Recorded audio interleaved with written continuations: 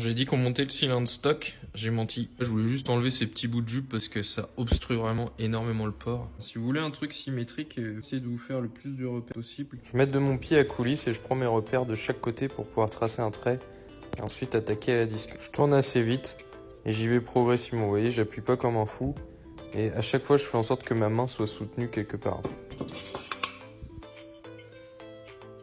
C'est déjà un petit peu plus convivial quand même.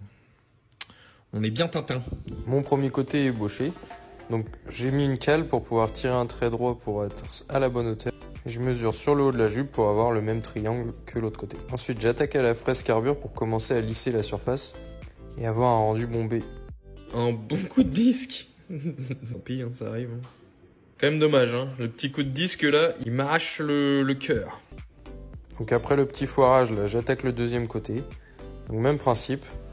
Ici j'ai pas pris de repère, mais le mieux ça aurait été de retracer à nouveau pour savoir où je commence le congé et où est-ce qu'il se finit et du coup avoir un truc exactement symétrique.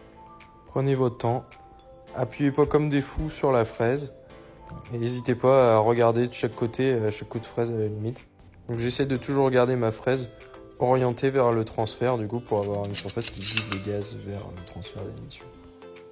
On voit que le conduit se dégage progressivement. Pour le moment je vais en rester là. Et je vais attaquer donc la finition. Pour la finition, je passe au feutre. Et là, j'y vais à la lime pour récupérer tous les creux. La fraise, elle est ronde, elle a un petit diamètre. Donc même si on s'applique, on va faire des petits creux. Et donc là, avec la lime, en fait, je vais rattraper tous ces creux. On aura une surface tendue et bombée, sans aucune aspérité ou creux. Donc là, vous voyez, dès qu'il reste un petit peu de feutre, ça veut dire que c'est un creux que j'ai fait avec ma fraise. Donc off, je récupère tout. Là j'ai plus de feutre. Je vais remettre un petit coup de feutre, clac. Et là vous voyez que je rattrape tout en une seule fois. Donc c'est que ma surface est bien tendue, bien lisse.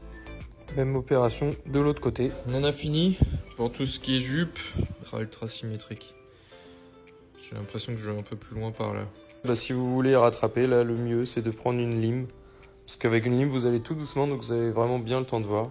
Et encore une fois, prenez vos repères. Si vous prenez bien votre temps, vous pouvez faire vraiment un truc parfait. Voilà, maintenant c'est à vous de jouer, prenez votre cylindre et allez taper dedans.